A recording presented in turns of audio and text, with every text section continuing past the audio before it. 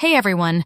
Quick hands-on style comparison between the GoPro Mission 1 Pro and the Hero 13 Black. Right away, the biggest difference is the sensor.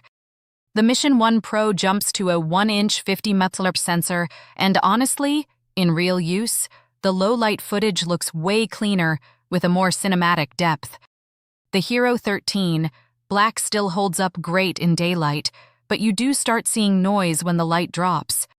On video, the Mission 1 Pro pushes up to 8K at 60 FPS, while the Hero 13 tops out at 5.3K. Slow motion is also stronger on the new model, especially in 4K. Design-wise, the Hero 13 is lighter and easier to mount, but the Mission 1 Pro feels more solid with better tactile controls, especially if you're wearing gloves. Battery life is another win for the Mission 1 Pro, easily lasting longer and running cooler. So overall, Hero 13 is still the budget-friendly action champ, but Mission 1 Pro feels like GoPro stepping into cinema territory.